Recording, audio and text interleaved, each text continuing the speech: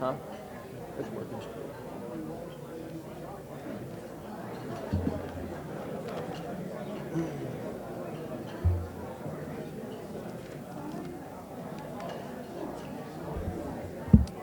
All right, good afternoon, everybody. Good afternoon. Thank you for coming.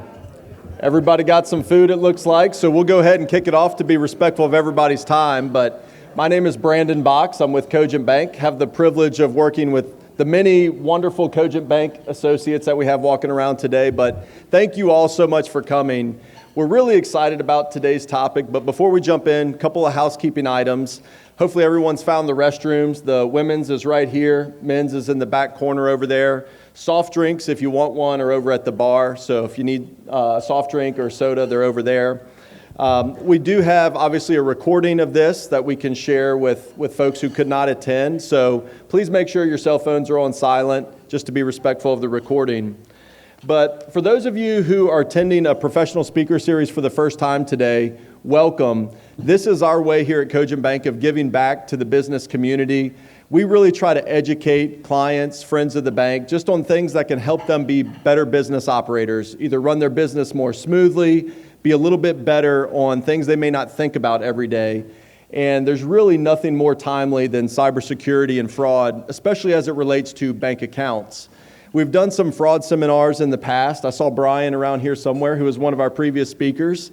And today's presentation is going to be a slightly different spin, a little more geared towards the financial aspect of cybersecurity as it relates specifically to bank accounts. We've seen such a huge tick up in financial fraud over the last couple of years. Really, it started with COVID, and it's continued to increase. And unfortunately, I think with AI, it's only going to get worse and worse and worse. So our goal really is to help you guys protect your bank accounts. And it's good to know the tips and tricks to maybe be aware of to run a little smoother operation. And frankly, the laws around commercial are different than for consumers. You know, if we all get fraud on our Amex or something, that's pretty easy to deal with, and there's a long statute of limitations. On businesses, sometimes the statute of limitations could be 24 hours. So you have to move really, really quick as it relates to protecting your bank account. So with that, excited to announce our speakers for today. So we're going to have three speakers. Our first speaker, Kevin Schmick, is our Chief Information Security Officer for Cogent Bank. And a little bit about Kevin. So he's got over 25 years of experience in information technology and information security. He's responsible for enterprise-wide cybersecurity strategy for Cogent Bank, cybersecurity risk management, third-party risk management, and information security regulation and compliance. And you guys know banking, but we have about 34 audits a year, many of which are related to cybersecurity and information security. So Kevin earns his paycheck every 2 weeks. We're also going to have Chet Rosenfeld, who's our senior fraud specialist, and he's going to talk a little bit about what you need to know if fraud were to happen and how to protect your accounts. And Kevin's going to kick us off with just kind of an overview of what is cybersecurity, what is fraud, what are some of the terminologies, the statistics, and things to think about. And then in the middle, I'm going to give a few real-world examples of things that we've seen and maybe just kind of make it a little personal so that you can think about how it might apply to your business and how to protect your company. So with that, I'll introduce Kevin and let him take over. So come on up.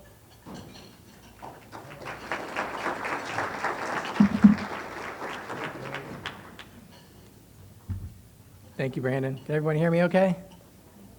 Okay, perfect. Well, we really appreciate you being here today. We know your time is valuable, and we really appreciate it. So I'm going to go over a few cybersecurity slides on the current cybersecurity landscape here. A little bit closer. Okay, perfect. Yeah, there you go. How's that? Good? We're going to talk about some threats to SMBs in the industry, and then I'm going to go over some tips for not only that you can take away in your professional life, but in your personal life as well. So on the current fraud and cybersecurity landscape, right, Florida leads the U.S. in fraud reports, over 1,600 per 100,000 residents in the first 3 quarters of 2024, with total losses of over $624 million. Floridians reported 866 million in fraud losses in 2024, including over 115,000 identity theft incidents. Nationally, 81% of small businesses suffered a security or data breach in 2025. That's pretty significant in our in the SMB market. Yeah, how's that? Okay, sorry about that. 57% of small business owners have experienced fraud, and 85% are concerned about AI-driven fraud. Nearly 1 in 4 SMBs fell victim to cyber attacks in the past 12 months, as early as 2026.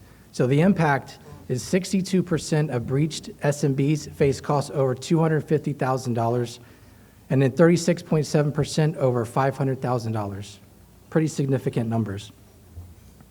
So why it matters. Cyber attacks now rank as the #1 threat to SMBs. And we're going to get through some of the attack vectors in the next couple of slides. This is surpassing inflation and recession. So on this slide here, I pulled this from the FBI statistics on business email compromise. BEC emails are pretty prevalent nowadays. It seems like every week or every day you're hearing of something. You can see the numbers tick up over the years from 2020 all the way into 2024. It starts to go down a little bit in 2024.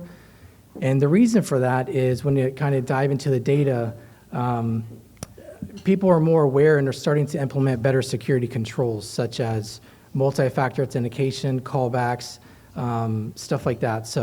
But the big one is multi-factor authentication. I'm going to talk a little bit about that. So fraudsters work harder to steal than you work harder to protect.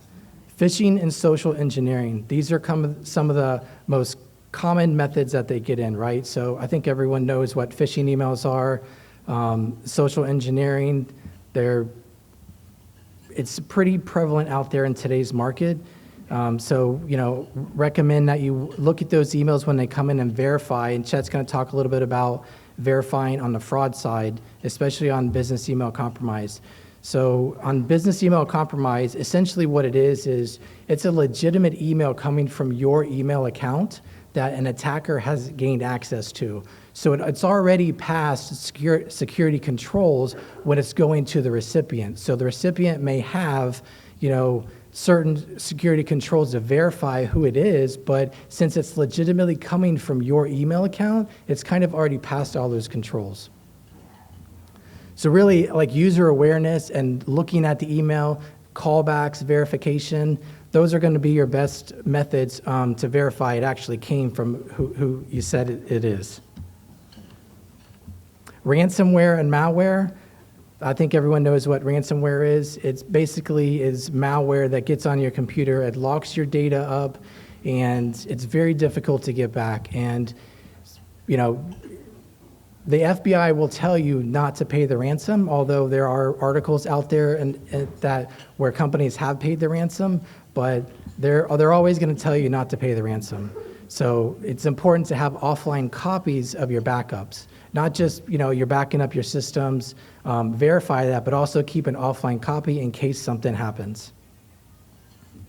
The other thing part of that too is if the attacker that has your data and they're on the OFAC list and you've paid that ransom to now a terrorist organization or a country that's on the OFAC list, you may have violated additional laws. So it's something to be mindful of. Identity theft, unauthorized use of personal business information. Florida led with over 84,000 cases in the first 3 quarters of 2024.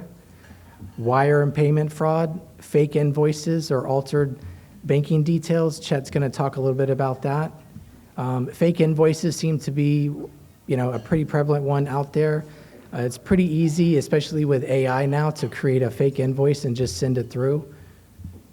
Insider fraud, employee theft, or accidental leaks. It's a growing concern for SMBs. So, we're going to get into a little bit about that on the next couple of slides. So top security threats in 2026 for SMBs, AI-powered attacks, deepfakes, automated phishing. So you can actually go on the dark web for automated phishing. They actually rent this as a service, and it's very inexpensive. So you'll have new people, wanting to commit crimes, and they'll go on the dark web, they'll pay for a service, and it'll send out, 10,000 emails to people who have already had their emails compromised using AI, and it looks very real. And so if they get, 2% of the people that click on that, that's a pretty substantial number that, they're getting, able to compromise and steal money from people. Cloud and resource hijacking. This is basically exploiting misconfigurations for your Microsoft tenant or your Google tenant, Azure, AWS, and basically what it means is if you have a misconfiguration and an attacker gets in there, you won't really know it unless you have alerts set up until your bill comes in. So it has bill shock in there. So every 30 days, you'll get a new Microsoft bill from your Entra ID, your 365 portal, or AWS. But you can set up alerts in there to help you see those come in if that does happen. Because obviously, if you're used to a $5,000 bill, next month, 30 days, it's $15,000. There was obviously some changes in there. Supply chain vulnerabilities, attacks via vendors or software updates. It seems like Google Chrome lately has had a lot of updates. They deploy their updates, and every week it seems like they have a security update. So, when your vendors come out with new updates, whether it's on your iPhone or Microsoft, Adobe, it's important to patch those systems, because what happens is the attackers are already looking at the details of that vulnerability, and they're already exploiting it in the wild. And that's another avenue for them to get into your systems by unpatched systems. So it's important to have a good patch management methodology. Human error as primary vector. Employees remain the top threat due to phishing and weak practices. The human element is the weakest link in the chain. So we're essentially, they prey on our good nature and being nice, and that's a lot of times how they get in, is just generally we're nice people, but the human element is the weakest link in the chain. Florida specific, high rates of imposter scams, over 34,000 reports in 2024. Pretty significant. So some technical controls for risk mitigation. Advanced email security controls, so DMARC, DKIM, SPF. I recommend that you get with your IT department or your managed service provider on implementing some of this. So there's some settings when you're setting this up that will allow you to lock down that your domain is who you say it is and when the email comes into a recipient. And this helps prevent from domain spoofing and impersonation from like executive type style.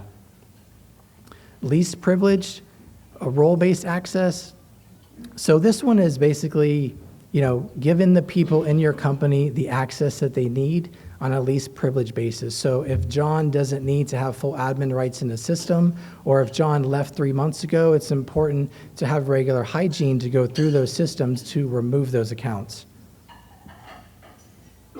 Set up conditional access policies. So Microsoft Entra ID, if you're a 365 shop, they have this thing called conditional access policies, but you will need a P1 or higher license, and you can get with your managed service provider or your IT department to help you out with that. But basically, there are controls in Microsoft for like geolocation and enforcing multi-factor authentication.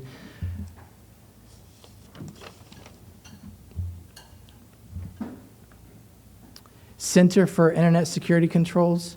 So the CIS is basically an organization that has benchmarks, and you can run your configuration against their benchmarks that they have. So they have a tool that you can run against, let's say, your operating system or your iPhone or your Google Chrome or your Adobe setup. Whatever systems that you have, they have best practices that you can run it against. And kind of verify that your systems are set up exactly the way that their systems are recommended.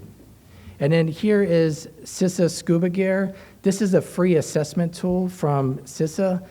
They also have one for Google as well, but it basically gives you a nice printout of best practices for your Microsoft tenant or your Google tenant, and it will show you where you need to make improvements at.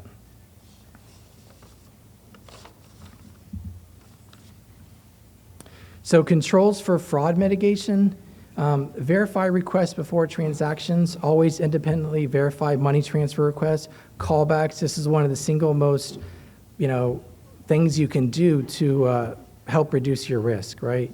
Enable multi-factor authentication. So kind of a little bit of a fun fact here. If you enable multi-factor authentication, it will reduce your risk by up to 99% per Microsoft. So just having that on, and there's lots of different options out there, right? You can use Google Authenticator, Microsoft Authenticator. I personally use Google Authenticator for all of mine, and the reason for that is the restore recovery on it. I don't have to go back to every single account that I have to transfer or recreate that account that's in there.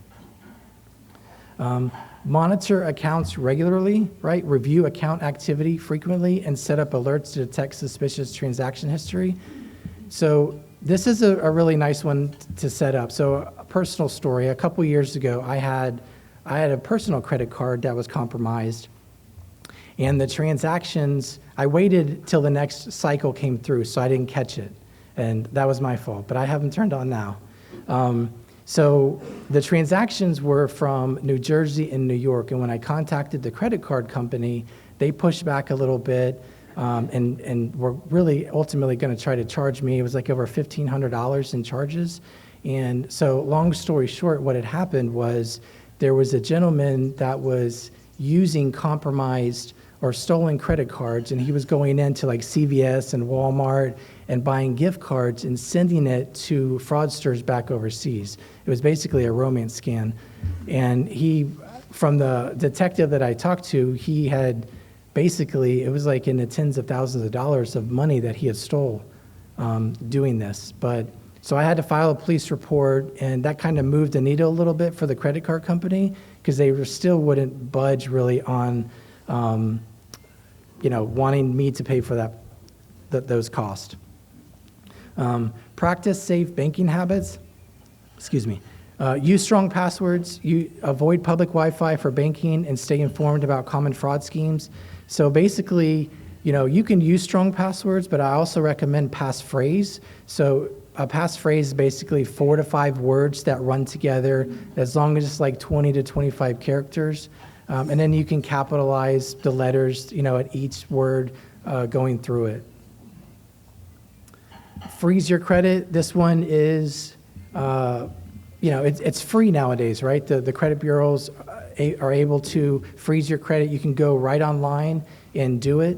And then you can even, like, if you're going to go out and buy a car or get a loan, you can set a date on where you want to open up your credit. So when those hits go against your credit, it's available for that company to do that. But otherwise, I would freeze your credit for each of the 3 credit bureaus. So best practices for secure account setup. I just kind of mentioned strong passwords and multi-factor authentication. You can use passphrases.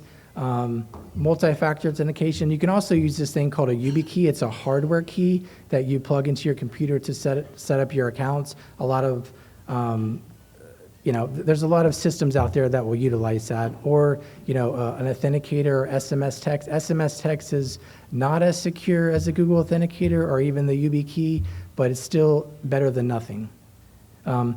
Separate business and personal accounts. So, keep your business separate from your personal accounts.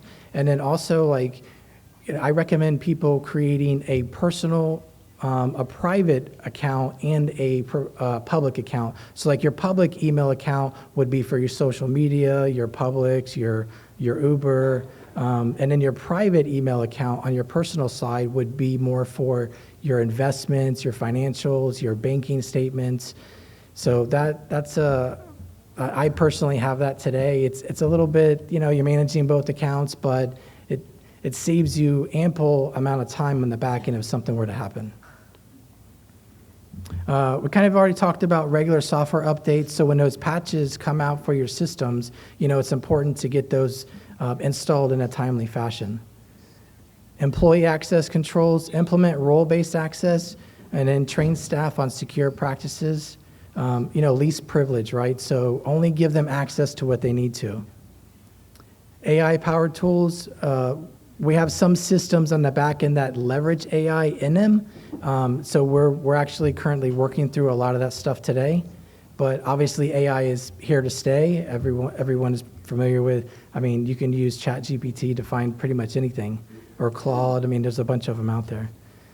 Backups and encryption. So I recommend that you test your backups at least once a year, right? And then have a piece of paper that, in case you have ransomware, you can look at that piece of paper and how to restore that data, kind of like a playbook, right? Because when that incident happens, it's going to be a firefight, right? It's going to be chaos trying to restore your data. So if you have that piece of paper that's offline, that hard copy, you'll just follow the process.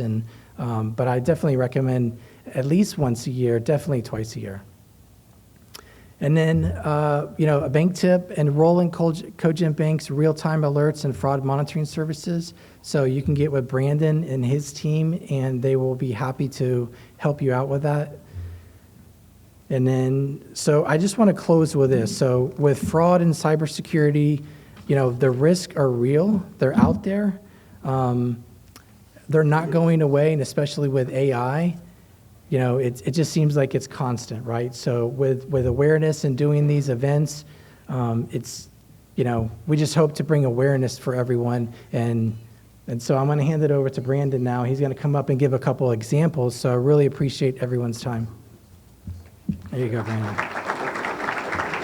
Thank you. Thank you, Kevin. And really, in the way Kevin set the stage, was some of the terminology and some things to review with your IT providers. And we'll send everyone a follow-up because I know there was a lot of technical terms in there, but really important, in some of those tools that he mentioned. But at the end of the day, a lot of times it boils down to human error and things that we get compromised with. So I wanted to share just a few examples of things that we've seen out there in the marketplace, just to kind of relate it to what you guys do. But, example one, wire fraud. Of course, we all know wires are risky. Clients sent out a wire as normal to a vendor with the bank calling back to confirm, that this wire was accurate. And of course, the client verified the wire, everything was normal. We walked through the wire instructions. Days later, the vendor calls and says, hey, we want the payment. And they said, well, we paid you, but they never received the money. So in researching the issue, found out that the vendor had switched instructions from ACH to wire, and the vendor's email had been hacked. And so, just a key takeaway is you always have to verbally confirm the wire instructions, but especially if you're making a payment and someone has changed payment methodologies recently, gone from ACH to wire or wire to ACH, or you're moving from check to wire, make sure your finance teams really reach out and confirm those instructions. ACH fraud, most of us are moving away from check to ACH. And ACH is a way safer way to pay, but you do have to be aware of some things. And in this case, very similar. Client received an email from their vendor to send a payment. The client didn't realize, but there was an extra letter in that email address. So it wasn't business email compromise, but someone had been monitoring that client's emails and created a fraudulent email like that. The client didn't call to verify the instructions and sent the payment, and then realized, obviously, a few weeks later that it was past due. But by the time it was reported, it was too late. The money had already been moved overseas because ACH clears in a couple of days. So, kind of a key takeaway is you can't just confirm the instructions. You have to reread the email address multiple times. If someone's asking you to move money, anytime money is leaving your organization, just make sure you come up with a checklist. And we've got some papers there at your tables, and we'll send it to you via email as well. But stick it by the computer, stick it by the finance team's computer, and just make sure there's ongoing training around that. ACH fraud, again, client bought some new equipment and tried to move the money via ACH and found out that the ACH instructions were invalid. So cautious of fraud, everybody's got this in the back of their mind. they called the phone number that was on the instructions and on the email. Well, it turns out that number was the fraudster's email. So, these guys are getting really, really smart, and they want you to have an error so that you then reach back out. They're kind of learning the sense of urgency is what scares people away. So if they can find a way to calm you from that sense of urgency, then you reach back out and you feel like, oh, you saved me. Thank you for giving me the real instructions, but you're talking to the fraudster. So, call known phone numbers. You can't look at an email signature line and call and verify with those numbers. Google a company, make sure you're using a known phone number so that you're not calling a fraudster directly. We even saw one recently where the bank had called a client and said, hey, someone's here trying to cash a check on your account. And they said, oh, no, I didn't pay that person. Thank you so much for saving me. This was at another institution, but they found out that, hey, that really wasn't the bank calling me. They had actually followed up the next day with some instructions and a form to complete and then debited money out of their account. So even if it's not a rush, it could still be fraud. And we're used to everything being a rush from 5-10 years ago when everything was send me some gift cards for someone, or I'm out of the office, do this now. Those days are over. They're learning how banks operate, and they're trying to kind of position themselves as saving you when they're actually trying to steal from you. Of course, we live in an area where there's lots of checks moving around still, whether it's association dues or contractor payments, things like that. Obviously, checks can still get stolen from post offices, but I'm also convinced they're stolen from post offices, from the workers. So I think it's really important that you try to mitigate, where you put your checks, locked mailbox things. But remember, every check includes your account number and routing number. So if someone has ACH capability, a fraudster, if they have your account number and routing number, there's nothing to stop them from going into your account and pulling money. Unless you have a debit block on your account, they can go in and take money from you. So you got to remember that. Key takeaway, if you're not using Positive Pay or monitoring your account numerous times during the day, you may miss some of these clearing checks. And like I said, the statute of limitations for commercial is way less. And so if someone has your account number, they can go to Office Depot, buy a chunk of check stock, and start printing checks as if they're your account. Some more check fraud. Just a quick example of a client receiving a check in the mail from one of their clients, and they overpaid a little bit. Say the invoice was $7,000, but they wrote a check for $10,000, and immediately they call and say, hey, we accidentally sent you too big of a check. Can you wire me back the money or ACH me back the money? And of course, by the time you find out that check bounced, you had already moved the money back to your vendor. So, anytime you get a check, just remember, it typically takes 4, 5, 6 days for those checks to clear. It's really on your business if you spend that money and that check bounces. So that's why, obviously, real estate closings are all wires, because that money is instantaneous and final. But if you get a check in, even though we may give you immediate availability, you still have to know that check is good. So be really cautious about it. A lot of our clients have internal policies about holding those check funds, even if the bank doesn't place a hold on those funds for you. But it happens too often that people spend money as soon as that check came in and it doesn't clear. So you just have to remember that. Another area that you don't really think about, but we're seeing quite a bit recently, is SunBiz fraud. And you think about SunBiz, for those of you that have entities, there's no password. You can just go into SunBiz and you can change the registered members of that organization. And we're seeing fraudsters that do that. They take a company, they change themselves to the authorized members, go to a different bank, open a fraudulent bank account, steal your checks, and start depositing them and move the money out. The sad thing about SunBiz is you can only update that information once every 24 hours. So even if you find out about it, that fraudster could be going in at 12:01 a.m. every day and freezing it so you can't change it. And they just keep putting checks in that fraudulent account and moving the money. So make sure that you have a valid email in your SunBiz. It does ask for an email, and that you're monitoring those alerts, because it is really a pain to try to deal with the state of Florida and get that all corrected. And it's amazing how simple that is, and that the state doesn't have a way to protect that. But SunBiz fraud is really ramping up as well. And like we talked about with AI, These guys are just getting really, really good and creative on how to steal money. So those are just a few examples. Obviously, we could go on for days. It's sad and it's unfortunate, but you can see a lot of times it's things that we can control, even just those simple multi-factor authentication, some best practices with your teams and some ongoing training that can solve a lot of that, which is the good news. But the bad news is that it does happen, and Chet's going to come talk to us a little bit about, what might you do if you experience fraud and best ways to protect yourself there. So, Chet, I'll pass it over to you.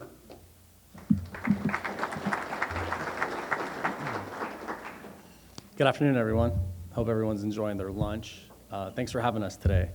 So you heard Brandon talk about some unfortunate examples of some of our clients that experienced ACH and wire fraud for several large amounts. You might be asking yourself, how does the door even open for some type of communication like that to happen? So we're going to go over today some red flags and examples of how that may occur. We're going to talk about red flags, how to combat it, and what to do if you're a victim. It often starts with some type of electronic communication or document. Often starts with invoices, contracts, or emails that are altered. Now, oftentimes you might not notice it right away. Sometimes it may take you or your team to go back and look at previous contracts or emails to really help detect that pattern of fraud, and we'll talk about that a little bit more. Mismatched logos, incorrect formatting, misalignments, incorrect grammar, those are all red flags of emails when they come through. That could be considered a red flag. The third bullet point is actually one of my favorites here, very subtle changes in an email domain name or a website that's embedded within an email itself. The example that I provide is cogentbank.com compared to cogentbank.net. Some of the recent cases that I received recently actually had vendors come through with these types of domain changes. Some of the employees at the accounting level, the people who are going to pay the invoices, they're not going to see these subtle changes. It's very important that we create some type of training or red flag program that we'll talk about on the next slide to help combat this fraud. You can also see the example that I provided here of Wayne's Electric compared to wayneselectric.com. I'm not sure if everyone can see it, but the actual second example of Wayne's Electric is actually two V's that's capitalized to make the W. These are all I hear the crowd moaning here. So these are actual all real examples, not obviously the company names, but these are all real examples that we've experienced here at Cogent and in previous companies as well. You heard Brandon talk about sudden payment account changes. One of the best examples that I can give with this is if you or your company has been paying the same vendor at Bank of America or Chase Bank, some well-known financial for the last 3 to 5 years, and there's an email or communication that comes through, and all of a sudden they're requesting it changed to a local community bank that's at an area where the business don't even exist or conduct business, that should be considered a red flag as well. Unusual communication, you heard Kevin and Brandon also talk about business email compromises. One of the best examples I can give is at a previous company, we had an internal communication from a high-ranking official that sent an email to the only employee in our wire team. They were asking the employee to send out a new vendor payment. It was urgent, it was immediate, and they asked them not to tell anyone. So obviously with those red flags presented, the employee took the appropriate steps to actually communicate the high-ranking official outside of the email chain, contacting them on a well-known phone number. Obviously, we got to the bottom of it, and we were able to determine that it was fraud and that the email of our high-ranking official at the previous company was compromised. So how to combat some of these fraud tactics that these fraudsters are sending out, right? It always starts with reviewing previous contracts, emails, taking a look at those previous invoices, just kind of comparing them. A lot of the cases I get, again, with the invoices, the emails, all the correspondence that we review when we're trying to triage the case, we can tell that something's off from the previous communication, whether it's a grammar issue, a logo that appears to be copy and pasted. These are all things that you can help combat fraud with by taking a look at them closely. Vendors, other business partners, make sure you're contacting them on trusted phone numbers or communication. Never want to trust the email, the phone number that's embedded in that email. Obviously, it can be altered, and it could be a phone number to someone you don't know who you're speaking to. Kevin touched a little bit on this about clicking on attachments and links from non-trusted sources. This is one of the more rare occurrences nowadays, but oftentimes in the past, when someone's looking to take over your device, that attachment is going to have some type of malicious software attached. And once you open it, they're going to be able to take over your device in real time and have their way with it as they please. The last 3 bullet points are things you can take away into your business or to your company to try to help create and promote awareness so the team is aware on how to combat this type of activity. You want to incorporate red flags and procedures. Everything that we talked about today is great to put into an internal program to help promote those controls to help combat this type of fraud. Dual control is a big one. We have a lot of clients who have tiered amounts when they're sending out payments, whether that's an invoice over $25,000 or $30,000, however you want to tier it, requires 2 signatures to sign off on it. It often requires 2 people looking at the emails, the invoices, the communication. That just puts an extra set of eyes on it to make sure that your company's not being scammed. Then, of course, internal training programs. Obviously, the banks are well aware that internal training programs are important. That's why we do this throughout the whole year. We also want to encourage you to help combat fraud in your company by instituting these internal training programs, whether it's annually or semi-annually. You want to make sure that you're doing that to help the crew be aware of these types of schemes. Here at Cogent, we have several internal monitoring features on the back end where we're trying to combat fraud every day, things that you don't see, algorithms that are working on the back end as well. Some things that you can do here at Cogent is enroll in Positive Pay if you're not already. Cogent offers Positive Pay for both check and ACH. What that's basically going to do is it gives you the chance to upload your check files, your ACH files, and every day we're going to be able to go in there and compare it to the actual list you're providing compared to what's actually getting paid.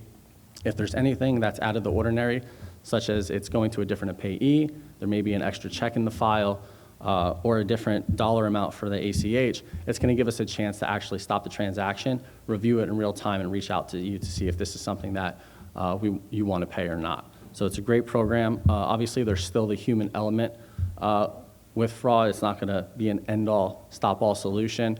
We definitely have the human element, as Brandon was saying, where you can call and verify a transaction, but again, if you're not taking the steps to review the email communication and verify who you're speaking with, then of course the transaction is going to be allowed to pay. So you want to make sure that you're taking the necessary steps in that regard. And then what to do if you're the unfortunate victim of fraud. You definitely want to notify all your employees internally. Chances are if someone's getting communication from a fraudster, there's probably 2 or 3 more that's getting communication, right? They're going to try to infiltrate that system and just try to see who's going to bite first. Notify your financial institution. Time's of the essence. Kevin talked about the different reporting timelines from a business, a consumer. Obviously, the quicker you notify Cogent, the higher the success rate is going to be that we're going to be able to recover your money. It's not always guaranteed, but the quicker we're on it, the quicker we can correspond with the other financial that received the money to try to recover it for you. In the event that you released any type of personal information, social security number, name, date of birth, you want to make sure you monitor your credit reports, notify the credit agencies, whether that's putting a block on your credit, a freeze on your credit. Save all correspondence. That's very important when notifying the bank and also law enforcement. Oftentimes, you're probably not the only case that's being filed with local law enforcement from that specific email. So again, saving that correspondence, whether it's the email, the phone number, the names of the individuals you're speaking with, is all going to give a greater chance to law enforcement to help catch those perpetrators, and then also it'll help us connect the dots to see if there's any other cases on the back end on the bank side. And last but not least, if you have an insurance policy, you always want to make sure that's up to date and review your tiers and your other benefits in the insurance policy in the event that there was fraud to help yourself get a payout if we're unable to recover the money for you. So, I'm going to hand it back to Brandon. He's going to wrap it up, and we're going to open up for a Q&A. Thank you, Chet.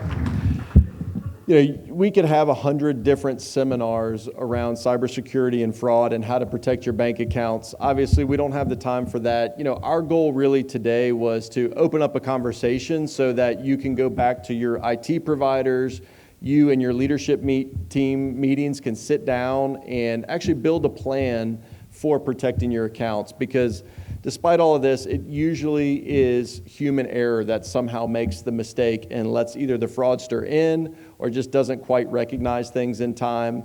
And it's really sad. Obviously we take a lot of pride as a bank to keep people's money safe, but these things do happen. And we don't like people losing money. We don't like them losing time and having to open new accounts and having to go track down and do police reports and things of that nature. So hopefully everyone today has learned a little bit or thought a little bit differently about things they could go back to their organization with and hopefully implement to be a little bit safer. And some key takeaways: it's preventable with best practices and vigilance. Stay informed. We talked a lot about creating a training program, and that's really kind of the call to action. There's lots of great softwares out there. We can recommend some if anybody needs some ideas, but make this an ongoing part of your organization. We do training on all kinds of different things, but money is one of the most important things, and it's hard to make $100,000, but it's real easy to lose it. So if you do nothing else, sit down, think about what a training program looks like for anybody that either makes payments, receives payments, moves money around the organization, or has approval authority, either as a signer or as within the online banking platform. So we're certainly happy, and we'll send some follow-up information with this presentation as well as some other information to hopefully sit down and spend a little bit more time on. But we really appreciate everybody coming today, and I'd be happy to take any questions or have the team take any questions as well. We've got some great securities litigators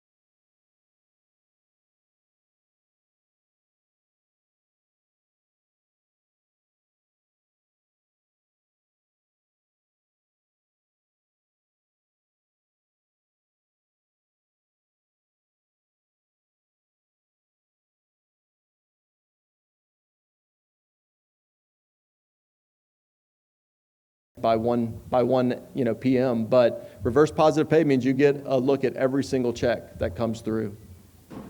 Yeah.